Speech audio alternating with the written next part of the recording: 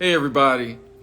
Tonight we have the pleasure of welcoming Jason Gonsky, MD, PhD, Chair of Cancer Research at Kings County Hospital, Brooklyn, New York, where I trained, ironically. So let's see about getting this brother up in here. He is a great guy. As usual, Instagram is trying to throw a wrench into the proceedings, but we're going to prevail. Just hold on one second. Okay, let's see. Okay, Gigi is in the room. Dr. Ascot is in the room. Gigi, thank you for joining. See, you have to get up in here. I'm looking forward. Dr. Gonsky. Hey. What's up, man? How you doing? I'm good. Dude, we got it together. We prevailed against all odds, man. So listen, man. For those that are joining the room, Jason, I can't keep up with all your superlatives, so I'll just simply ask you, who is Jason Gonsky? I know him as the alter ego of Dr. Ascot. He is a fun guy who works as an oncologist and a hematologist. He trains people to be hematologists and oncologists.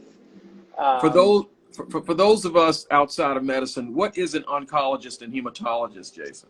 So I take care of people who have cancer and blood disorders, and a variety of them, a variety of cancers and a variety of blood disorders. I do that in Brooklyn, which is the best place to live.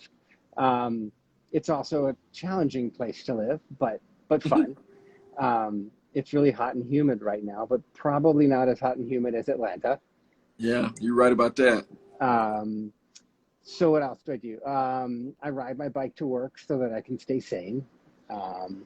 And I run my division. So my division is the Hematology and Oncology division in the Department of Medicine at my hospital, which is Kings County Hospital, which is the largest public hospital in Brooklyn, New York, and happens to be where TAJ Eubanks trained to be an anesthesiologist. That's exactly right. That's exactly right. I trained in Brooklyn, New York at the heralded, the infamous, the famous Kings County Hospital, as well as Downstate, which is another part right across the street, the street. So it's pretty awesome that we work at the same hospital. I mean, there's thousands and thousands of hospitals, and there's hundreds of training programs. And we met in Cuba in 2001, and then happened to now also be connected through Kings County and SUNY Downstate. It really conjures up Celestine prophecy, alchemists, and things of that ilk. It's metaphysical, Jason. I mean, would you agree? I mean, statistically, the chances of that happening are exceedingly small. Yes, absolutely. You know, so that's cool. Have you considered the possibility that I control the world, in addition to being a hematologist and oncologist? Hey, man, I've been thinking about that since I met you. You know, it's certainly not a new thought. It is formed and aged. But, so Jason, man, there's so much to unpack. Let's start at the beginning, man. Where are you from, and who were your primary influences? I'm saying good evening to my neighbors who are walking, apparently holding umbrellas, but I took off my glasses, so I can't actually see. Right. So let's see. It started in 1970. It was a good year. A lot of good film from that year. The song Shiloh by Neil Diamond was actually released, I believe, the week I was born. Wow. And my older daughter is named Shiloh. And Neil Diamond grew up down the block from me. Right. And she's also a musician. So I grew up in Chicago, and then I moved to the East Coast for college in Massachusetts. And then I moved to New York City for a combined program, an MD PhD program. So nothing like committing to a 9-year program when you're 21 years old. Right, right. Because, like 30 is forever from then. Yeah, true. And so I got to spend 9 fun years in New York. And the last 2 years of med school is when I met you in Cuba. And during my PhD, I studied retroviruses. So viruses like HIV that infect people and then integrate into the genome. And I looked at the ways that those viruses and the hosts of those viruses, the cells they infect, are sort of taken over by the virus. And I looked at those interactions. So the last couple of years have been super challenging as a doctor, but actually super exciting as a virologist, looking at understanding a new virus and sort of how it takes over the cells. And boy, it's been interesting to watch the whole world now talk about viruses with like a really different vocabulary and a different interest level. Yeah. It was like sort of like HIV did a lot for the world of virology, but this was sort of like icing on that cake. And they're fascinating and challenging, but I like a challenge. What did you want to be when you were a child? I wanted to be a doctor since I was probably 9 or 10. I mean, my idea of what a doctor was probably came from a variety of different media. So, TV shows, movies. I think the psychiatrist in MASH. I loved him. And the doctor seemed to like know what they were doing and handle crisis. And then my sister and I were on a ski trip when we were kids, and she broke her leg. And the way the doctor kind of came into the room, and he had been skiing too, and he threw up the x-rays and he looked at them, and then he looked at her, and he knew how to examine her and ask her questions. And then he said, okay, I know what's going on and I can fix that. Yeah. And I just love that idea that you can study and learn something really well and then solve problems. All right. So that's really what drove me. Okay. So, Jason, what do your parents do, or what did they do? Yeah. So my dad was a lawyer. He was an attorney in Chicago, and he loved what he did, and he helped people out who needed help, and I love that aspect of what he did. I mean, he was a real people person. He ran his office. There were lots of lawyers and paralegals and secretaries, and he was just really dedicated to I say to solving problems. And if someone got hurt, and he'd figure out how to make it right. And he took care of the people who worked for him, and he enjoyed what he did. And I liked that. And it was a profession, not a job. But and it was a job where he got to work with lots of other people, and he was on the phone, and it was negotiation, and it was really sort of navigating a lot of interactions and negotiating. And when I say negotiate, it wasn't negotiation of like contracts. It was like negotiation of getting people to agree on something. Yeah. And I always thought that was great. But he never encouraged me to do what he did. He's like, you're going to find it boring. Right. And my mom was a bit of a designer. So she had a silk flower store in the 80s. Okay. In the late 70s and early 80s. Back when silk flowers were a thing. And so the thing about silk flowers is they don't die. So if you want silk flowers and you got silk flowers, like now you have silk flowers, and they will last forever. Right. So right. I think when everybody wanted silk flowers, they had them, and she didn't have anyone else to buy silk flowers. Dude, that's funny. Mm-hmm. Oh man. So when you went off to college, Yeah.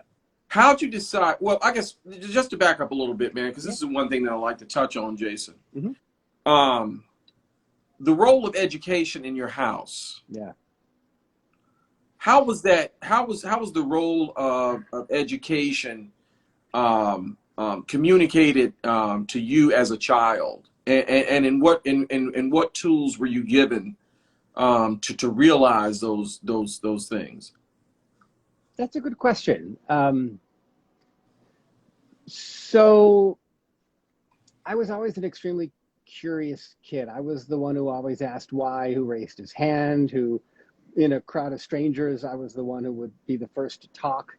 Um, and So my mom recognized pretty early that I probably should be in a school that where that wouldn't be such a problem. And there was a new school that had opened called the Reverend Dr. Martin Luther King Jr. Experimental Laboratory School. And Straight up. hell yeah, it was. All right. I think it might have been the first school named after Martin Luther King Jr. Wow. Yes, and it was started in '68, so right after he died, Yeah. and um, word Atlanta, um, Right. and Right. it was a school. It was a really interesting school for so many reasons, but it was a school that was started. So, '68, like desegregation is happening, and the way most cities handled that was they would take the take the kids who lived in what was the black neighborhood of the city and bus them into the schools in the white neighborhood. Yeah. Busing. Um, Yeah. yeah, but they would basically bus the black kids into the white neighborhoods. Yeah. This school was in a neighborhood that was predominantly African American, and it was at the time pretty under enrolled, and so they thought, hey, why don't we do the opposite? Let's bus everyone else into the school that happens to be in an African American neighborhood. And so those kids get to walk to school and the other kids bus to school. That's great. I mean, it's Yeah. crazy in a good way. Yeah, Uh, it was an interesting idea. so okay. So Mm-hmm. Jason, I have to ask, what Yeah. neighborhood was your school in? So it was in Evanston. So my dad, Evanston is like where Northwestern is. It's just north of Chicago, Okay. and it's a pretty progressive town. It was I think it was 180,000 people, if I remember Yeah. correctly. Yeah.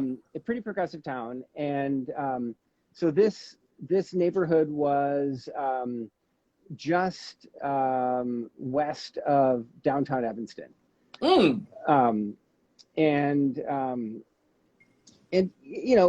the time I remember like it wasn't a particularly wealthy neighborhood. It was um, the I remember like it certainly wasn't fancy. Like go east a mile or so, and it was completely different. It was a couple miles west of the lake, so it was not atypical of the neighborhoods in Chicago that were minority.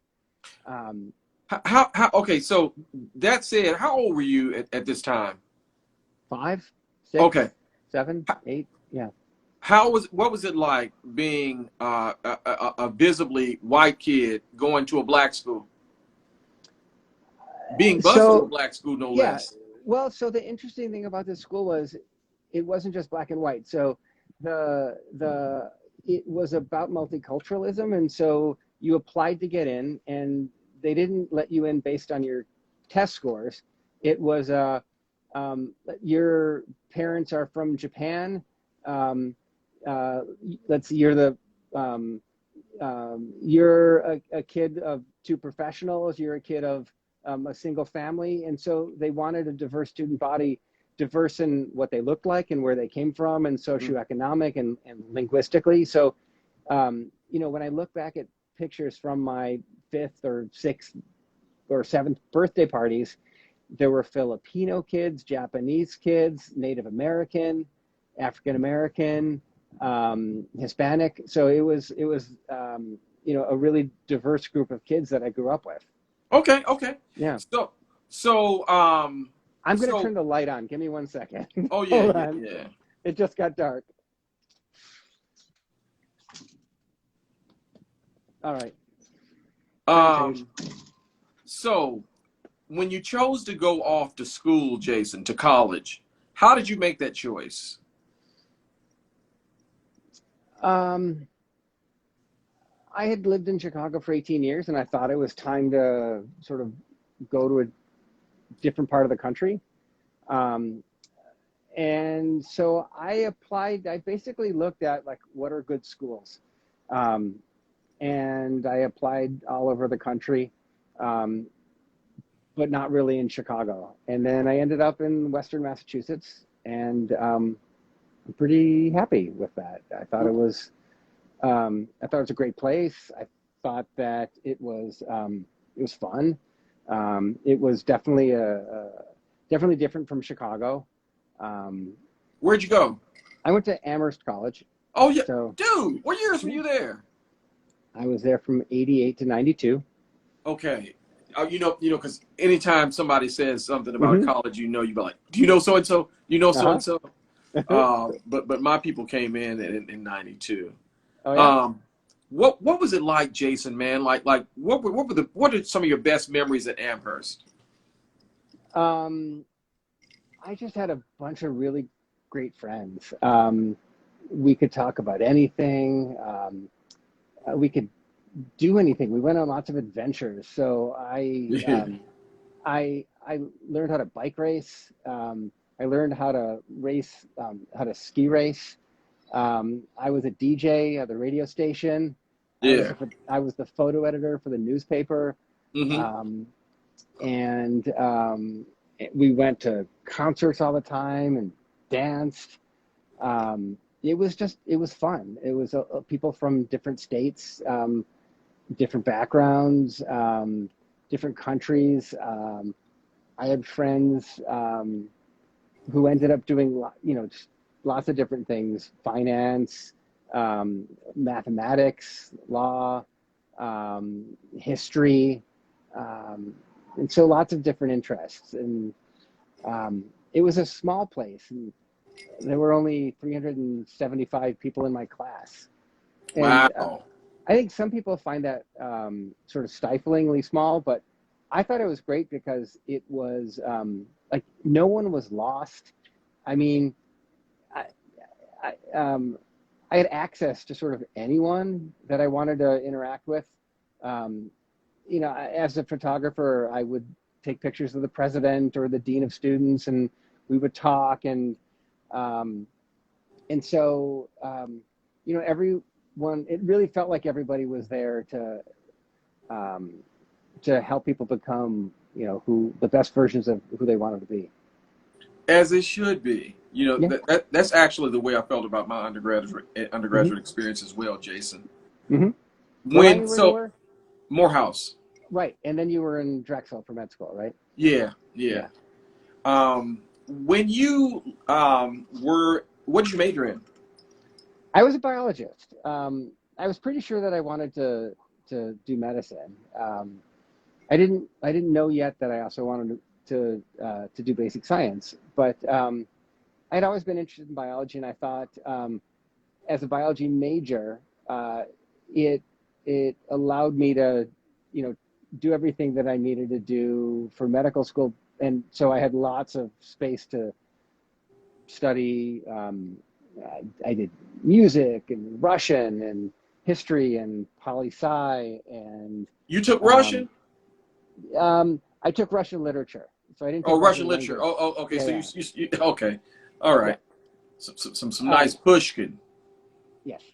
Yeah. And Golub and Nabokov and Yeah. Tatiana Tolskaya and Mm-hmm. lots of writers that I'm not sure I would have known about. Yeah. I took a Women in Writing in Russia, like a poetry class. Wow, that's a super Which was subset. Yeah, and it was neat because like I had zero expertise there, so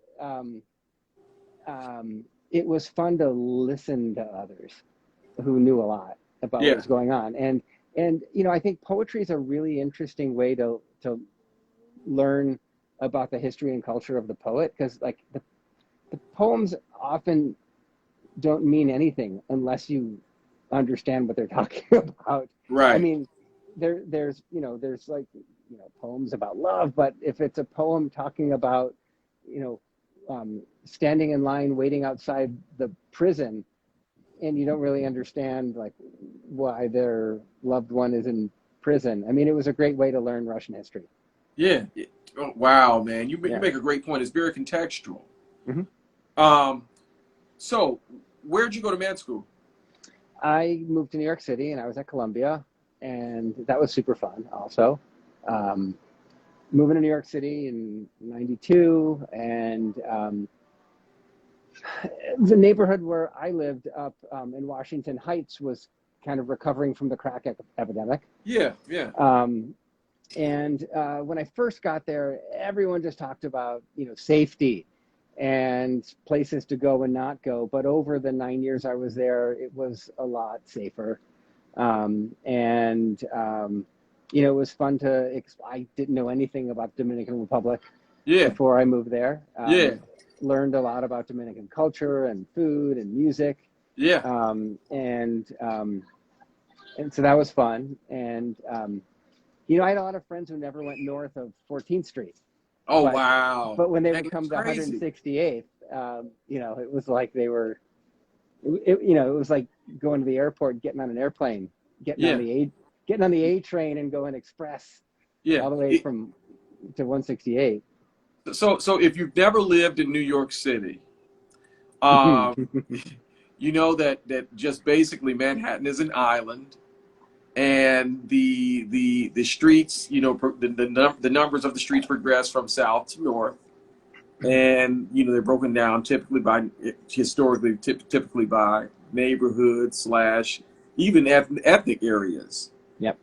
And Jason lived in the Dominican area, Yep. which has been since memorialized to the zeitgeist, by In the Heights. in the Heights. Yeah. Yeah, which I saw before he became famous Yeah. up in New York. Fantastic. Yeah. Um, Didn't he first write that when he was at Wesleyan? I'm not I sure. I I don't even think know. I think he developed it while he was an undergrad at Wesleyan. Yeah, Yeah. yeah, that's crazy because it was Yeah. so good. Hmm. It was so Yeah. good. Yeah. Um, so Jason, when did you become interested in the field of cancer?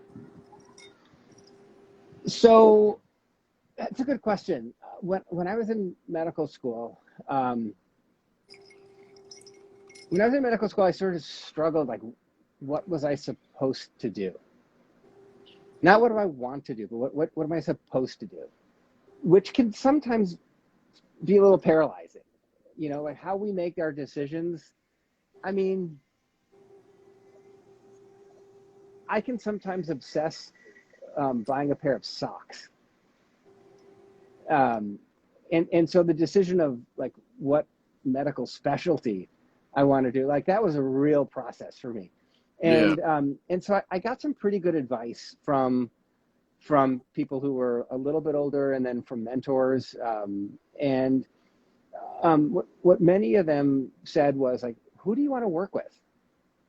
And so, as I did my rotations and I worked with surgeons and special subspecialty surgeons and nephrologists who take care of people with kidney disorders and pulmonologists who take care of lung disorders, and pediatricians and psychiatrists. I would sort of imagine myself A, doing that, and B, um, being a colleague of these people, and like with the surgeons, like getting up super early and having conferences, at like 6 a.m. hmm, And, I realized pretty quickly surgery is probably fun. Being a surgeon, I don't think I'm a surgeon. yeah, Um, and I thought about that because I like doing things. I like making things. I like building stuff. Um, but I thought that I would do that after work. And so sort of letting go of that was a little bit hard, but I had a couple of friends who were surgeons, and they were very much like, to be a surgeon, you have to need to be a surgeon, and you can't imagine doing anything else. And like, one of them recommended I read Rilke's Letters to a Young Poet. Right. And like, if that's how you feel about surgery, then do surgery. But if Wow. not, do anything else. Right. Right. And so I decided that I would do a medical subspecialty, and I thought I would want to do cancer. And then when I was an intern, I got to work with some really amazing hematologist oncologists at Northwestern.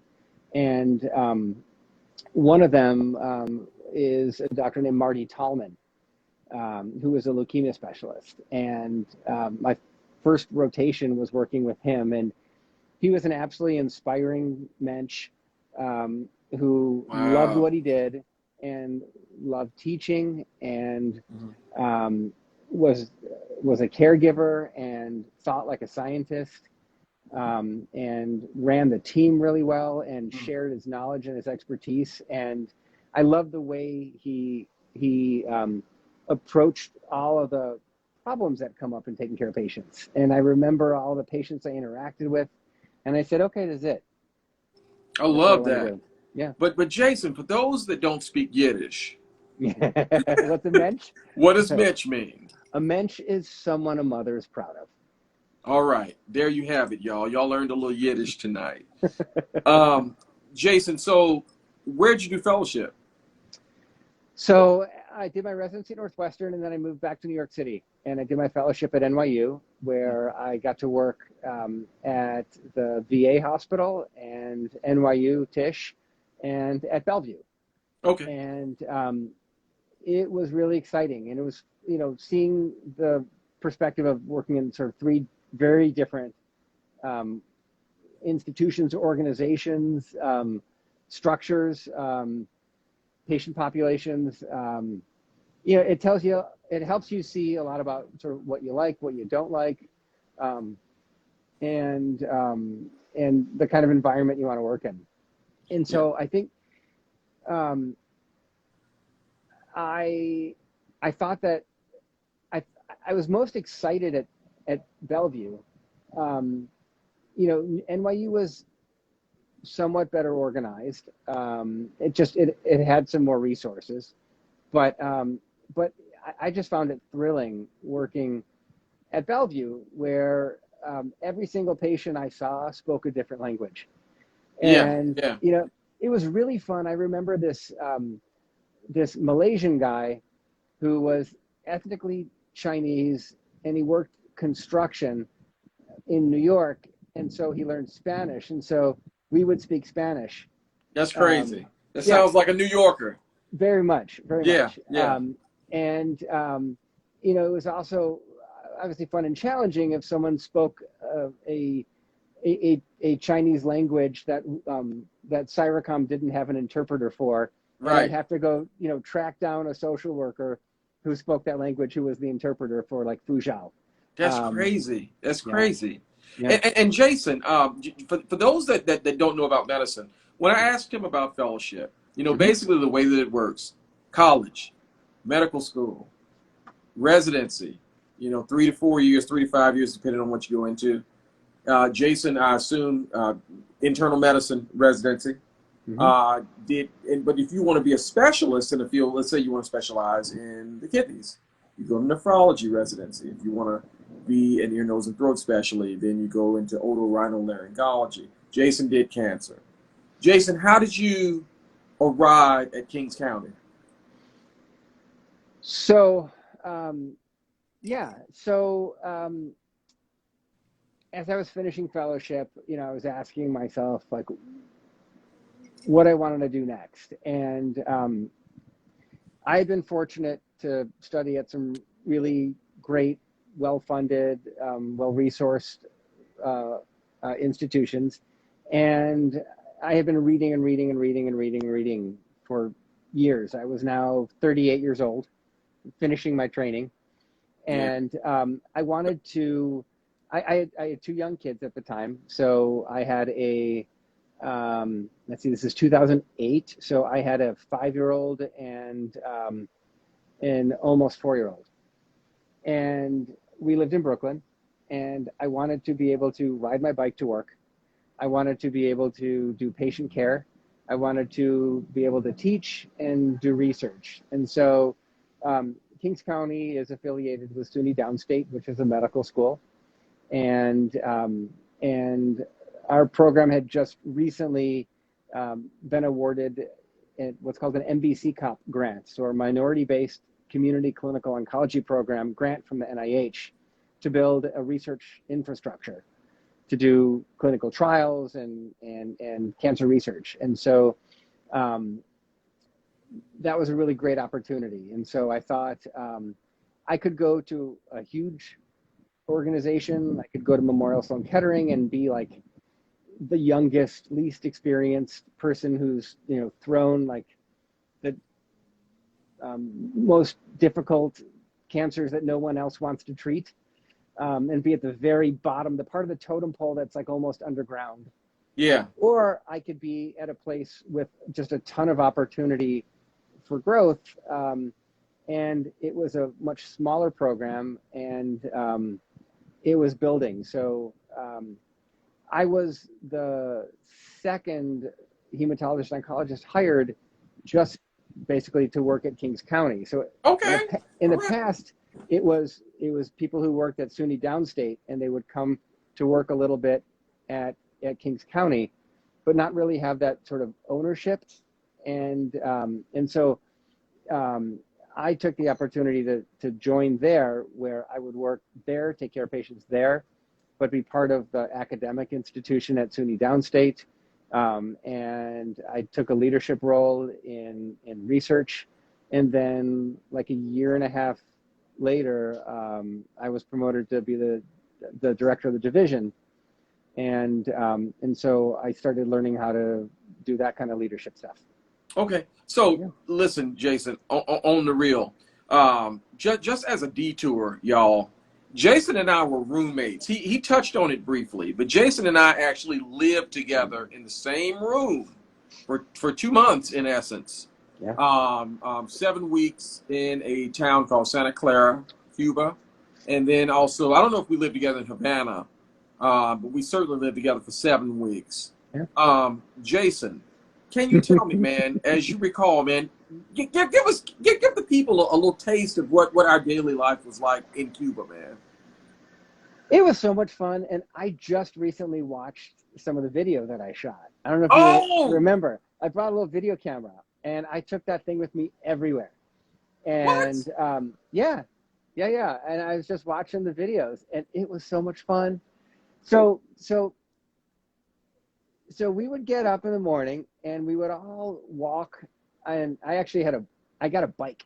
So I bought a Chinese bike. I don't know how old it was, but so I had this bicycle that I rode around, and we would all walk or ride to our doctor's office, which was the first floor of the 2-story cinder block house they lived in. Right. And Consultorio. Yes. And we would, with our various levels of Spanish, I don't remember you being fluent. No. I certainly was not fluent. I had 1 full year of college Spanish that I learned when I was in medical school. Okay. At Columbia with undergrads. Yeah. And so we would spend our mornings in the consultorio with Dr. Rodriguez. That was mine. Okay. And people would like walk in with their infection or their heart failure or their cough, and with very meager tools. My stethoscope was 10,000 times better than her stethoscope. Yeah. And it was a free stethoscope from, I think, Pfizer.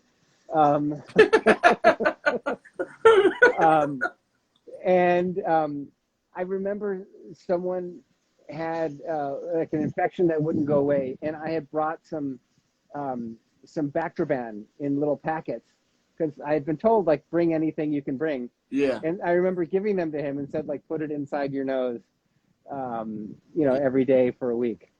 And his infection went away with the shots and with the nose. Yeah. And so, yeah, people would come in, and I'm concentrating so hard to learn what's going on and to listen in Spanish, because I certainly wasn't fluent. And one of the challenging things was, in the yard just outside of the consultorio was a pig and a bunch of chickens. That's exactly right. And I had roosters. mine too. Yeah. And the roosters were so loud. I'm like, shh, I'm trying to learn Spanish. Right. Right. Right. And they were growing those, to eat. Them. Yeah. You know what I'm saying? Yep. It was such an amazing program, y'all. The medic program. I don't know if it's still going on, but if you happen to be on your way to, it is. It is. Yep. MEDICC. And I still get the emails. It still exists. If you're in medical school, do that as a sub-I. It was one of the greatest experiences of my life, and that's how I met my main man, Jason Gonsky. I'll tell you what, it seemed like it was sort of expensive. Oh my God, it was worth every single penny, and it really wasn't that expensive. I mean, I think at the time it was like maybe $5,000 for 2 months, and we didn't pay for food. No. Like, we had a place to live. We learned medicine there. Yeah. I mean, and when we did go out, we got to spend moneda nacional. So there's 3 currencies in Cuba. So there's moneda nacional, which is the money that the Cubans use. There was the Cuban peso, which was the money that the tourists use. And then there was the American dollar. And an American dollar could get you things that the Cuban peso and the moneda nacional couldn't get you. Yeah. And, I think, it was really interesting to be in a place where there wasn't any advertising because there wasn't anything to buy. It was just political slogans. Right. Patria o muerte. Yeah. Viva la revolución. Right. And so socialismo. Yeah. We were allowed to use moneda nacional. And so for, I mean, it was like less than $1. You could get a bottle of rum. Yeah. You're right. You could eat for like pennies. I mean, it was interesting trying to explain to our Cuban friends that, we spent like $1,500 a month on rent. Yeah. Like, they didn't even know how to process it. It was like, right. It was like that. It was like, remember the movie Arrival, with the aliens that came in that ship and they had that incredibly weird language that was like. I don't remember. Okay. It sounds familiar. The movie Arrival was really an interesting movie, but one of the major ideas was that, like, it was about a completely different culture, but their relationship with time was different than our relationship with time. So they experienced the past, the present, and the future all at once. Jason, correct me if I'm wrong. Was that the one in which an alien assumed a name of the American culture? His name was like Christopher Jackson, and he was an alien and looked like an alien. Okay, I can't remember the name of that movie as well. But I don't know. But Cuba was almost like a parallel universe in that fashion. Yeah, you didn't know what was going at all times. You had to keep at least 50% open to the possibility that what you thought was happening wasn't happening at all, and what was being said was not at all what you think is being said. Right. And you're under surveillance. Which is another thing. I was just about to bring that up. The light. Yeah. The thing in the ceiling? Jason and I and our other roommate Rob, we got to looking at this. Rob's doing great. We were under the impression that we were under surveillance. We absolutely 100% were. Jason, now I know that you remember this. Hmm. One of the things that was really cool, we were there, on the page to study how a cash-strapped, isolated economy delivers healthcare within that construct. And as Jason said, we were dispersed to these neighborhood offices that they call consultorios. But another thing that was really cool about our experience is that periodically we would take these field trips to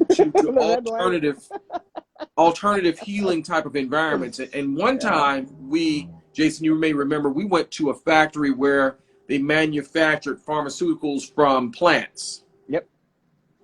Yep. And we went on separate days, some of us. But what was so ill was that we all came back and reported having a conversation with the same type of lady.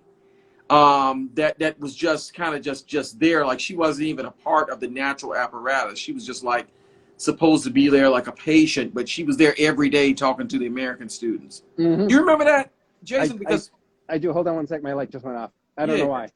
It was crazy. It was crazy. But you know what? If they were surveilling the kid, I was just there for the love of it all. And Jason and I were just there for the good times. There was nothing to surveil.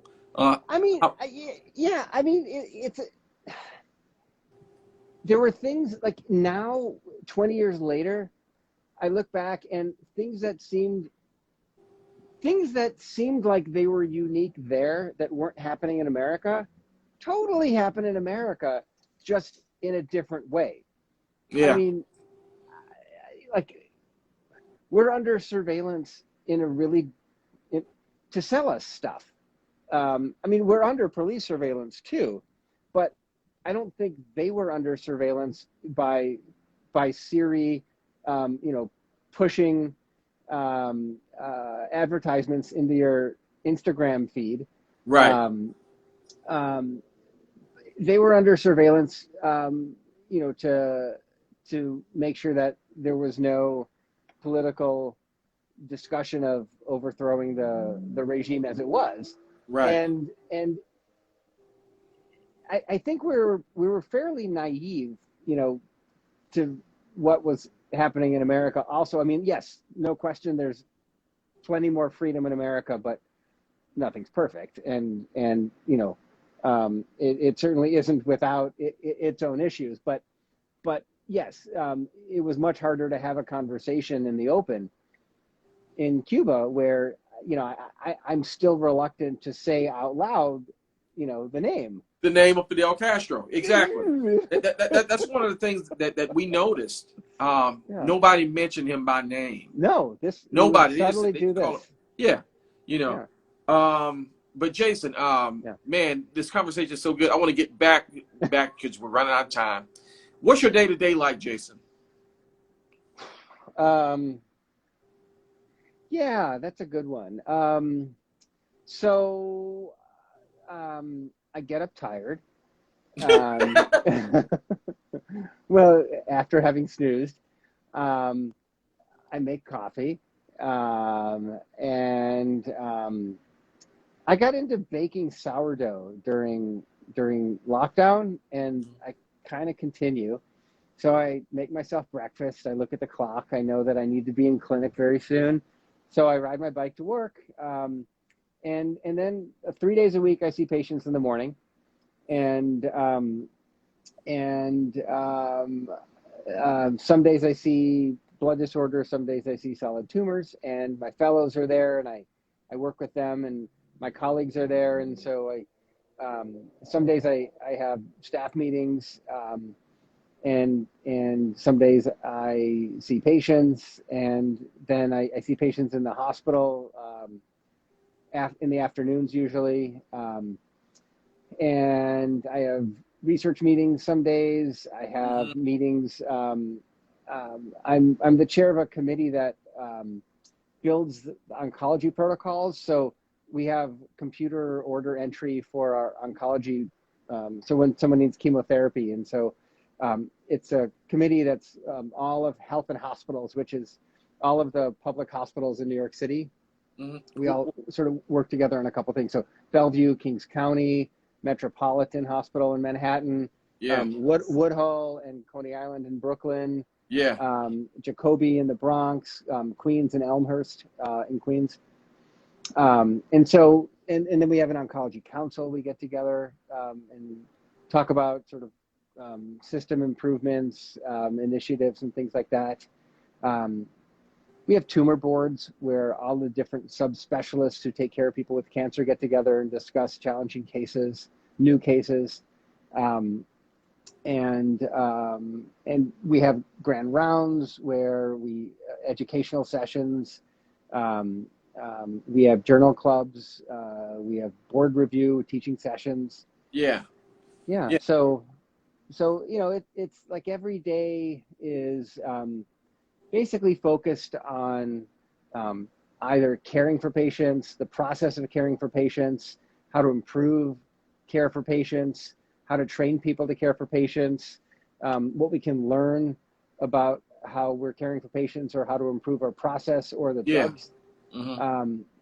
It's basically focused on patients and all the different aspects. Do you have then I ride my bike home. Do you, and a couple of quick questions, Jason. Do you have a type of cancer that you see by choice that you're known for treating more often than others, or do you have a mixed bag around, all the way around?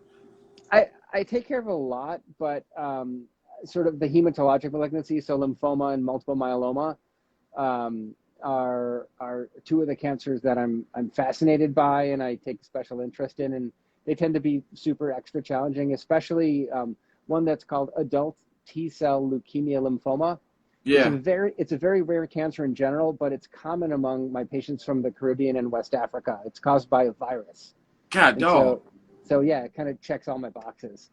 Jason, a lot of my viewership, man, are really into health and wellness, particularly with respect to diet, vegetarianism, and veganism.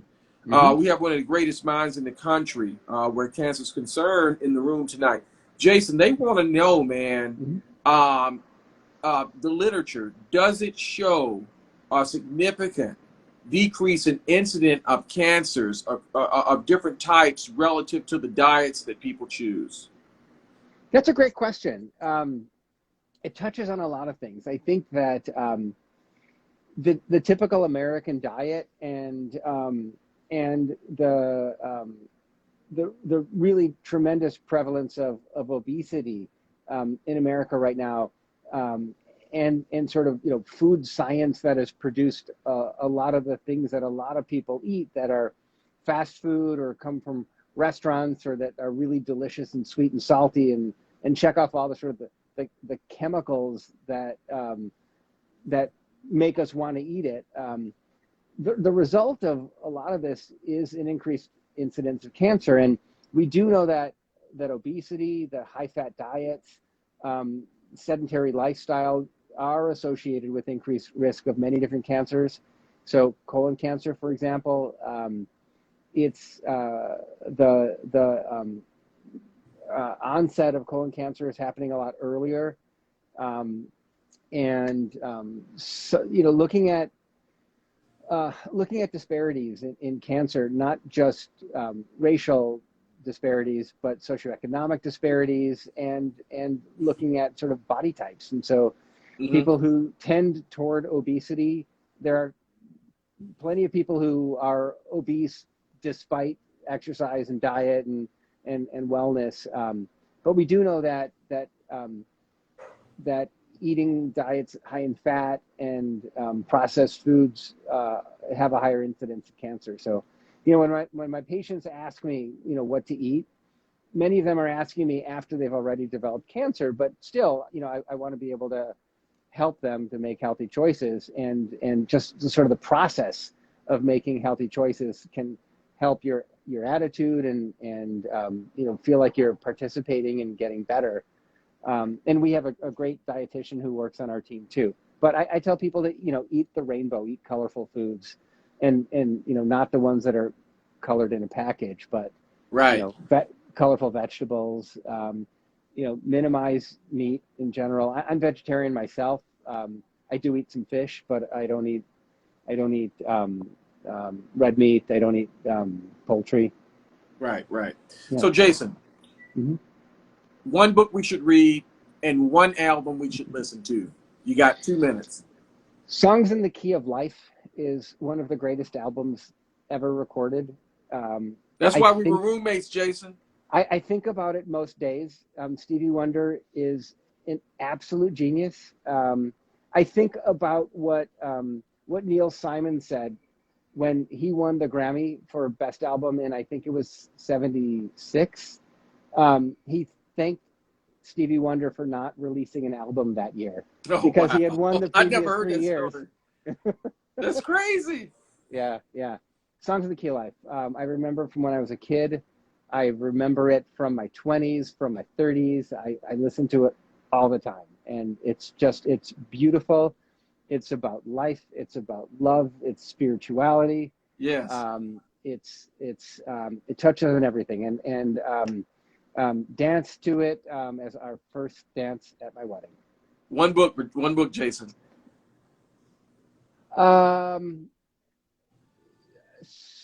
So as far as fiction goes, David Foster Wallace's masterpiece, Infinite Jest, from pretty thick book. 96. It's a pretty thick book. Yeah. Plenty of footnotes. Endnotes, yes, 250 pages of endnotes. I think it's 1,072 pages. Yeah. And it's a behemoth. It's a lot of work to read. It's about the quest for meaning. It's about the quest for figuring out who we are. It's about the struggle. Mm-hmm. It's about self-doubt. It's about addiction. It's about entertainment and how we seek entertainment as distraction. It's about the cost of entertainment as distraction. The deadly cost of entertainment as distraction. It's about the need to connect with others. It's about so many things. And I read it I think I was 26, 27. And I think about that book all the time. And lots of people, the process of reading that book in and of itself is a journey. Yeah. I mean, it takes months to read that book. And many people start it, put it down, pick it up again. Yeah. But most people who get through it, it's a profound experience. I do recommend it. I mean, it's a whole college semester. That's right. Of thought. And it's a brilliant work. Even 25 years later, it's very much sticking with me and something I think about. Well, there you have it. Jason Gonsky, MD, PhD, a.k.a. Dr. Ascot, a.k.a. A budding record executive. We were going to start a record label back in the day and have international rappers on it. I'm so proud of you, Taj. Oh, thank you, brother. Thank you. I'm so proud of you. Man, thank you, man. Moving sidewalks. I can feel under my feet. Yeah. You know, from what movie, Jason? That is from tip of my tongue. Hold on. Streets of Fire. That's exactly right. I can dream about you if I can't hold you tonight. Jason Gonsky. Jason, I got to cut it off because under an hour, over an hour, I won't be able to post it. Much love. Thank you so much, my brother. Peace. Peace. Thank you, man.